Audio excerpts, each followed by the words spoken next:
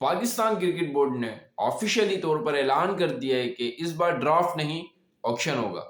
तो आप सब जानते हैं कि पिछले 10 सीजन में हर साल हमारे पास ड्राफ्ट होता था, जिसमें हमारे पास प्लेयर्स की सिलेक्शन होती थी कैटेगरी वाइज।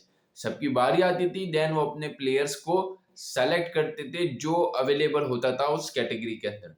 लेकिन इस बार पाकिस्तान सुपर लीग और चेयरमैन पीसीबी मोहसिन नकवी इन सब की कमेटी ने अनाउंस किया है कि इस साल से यानी कि पीएसएल सीजन 11 से ऑक्शन करवाया जाएगा। जी हाँ, तो पीएसएल सीजन 11 से हमारे पास ऑक्शन देखा जाएगा। आप सबको आप देखेंगे कि इस बार ऑक्शन पीएसएल सीजन 11 में होगा। और देखना ये है कि पाकिस्तान में जो कि फर्स्ट टाइम ऑक्शन होने जा रहा है पीएसएल का, तो देखना ये होगा कि ये ऑक्शन कैसा रहता है और किस बेसिस के ऊपर ये सिलेक्शन होती है। और बहुत इंटरेस्टिंग होगा पाकिस्तान सुपर लीग के लिए पहला ऑक्शन, और फैंस के लिए बहुत एक्साइटिंग होगा। और देखना ही होगा कि किस प्रोसेस के तहत इस ऑक्शन को करते हैं। और साथ ही साथ कुछ इंफॉर्मेशन भी मजीद हमारे पास सामने आई हैं कि हर टीम्स जैसे कि प्रीवियस 6 के 6 टीम्स जितनी भी हैं इंक्लूडिंग मुल्तान सुल्तान, वो सब 4 प्लेयर्स को रिटेन कर सकती हैं। मतलब कि 4 प्लेयर्स को किस तरीके से रिटेन करेंगी, वो हर कैटेगरी में से एक एक प्लेयर को रिटेन करेंगी। जैसे प्लेटिनियम कैटेगरी जो कि सबसे टॉप टियर कैटेगरी होती थी प्रीवियस ड्राफ्ट सिस्टम के तहत, उसमें से एक प्लेयर, देन डायमंड कैटेगरी से और फिर गोल्ड कैटेगरी से इसी तरीके से एक प्लेयर, और फिर एमर्जिंग कैटेगरी से सेम इसी तरीके से प्लेयर्स को पिक करा जाएगा।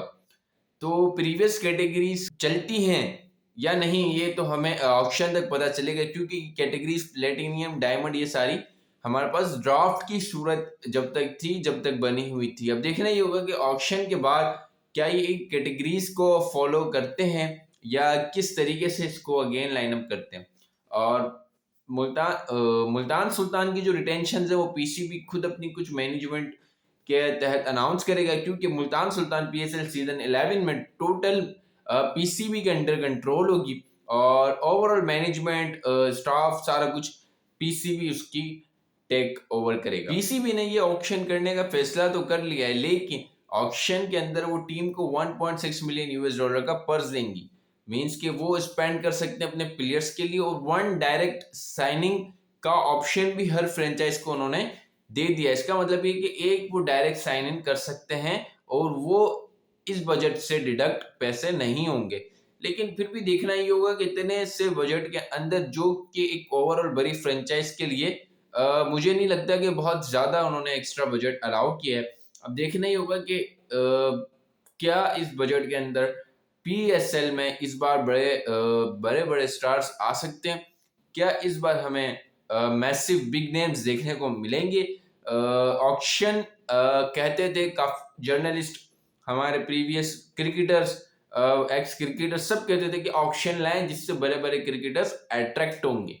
लेकिन असल सवाल ये है कि ऑक्शन के आने के बाद भी आपका पर्स, टीमों का पर्स इतना उनको स्पेंडिंग करने की इजाजत देगा कि वो हाई स्पेंडिंग कर सकें। तो ये सारी हमें इंफॉर्मेशन मिलेगी ऑक्शन के बाद ही हम इस पर खुलकर बात कर सकेंगे। तो आप सबको ये अपडेट देनी थी कि पीएसएल एंड पीसीबी ने इस बार ऑफिशियली तौर पर ऑक्शन करने का फैसला कर लिया है। तो मिलते हैं आपसे इसी तरीके से नेक्स्ट इंटरेस्टिंग अपडेट्स के साथ। जब तक के लिए हमारे इस चैनल को सब्सक्राइब लाजमी करिए और हमारे इस न्यू अकाउंट को फॉलो भी करें गाइस, और हमारी वीडियोस को लाइक करना मत भूलिएगा। मिलते हैं आपसे नेक्स्ट वीडियो में।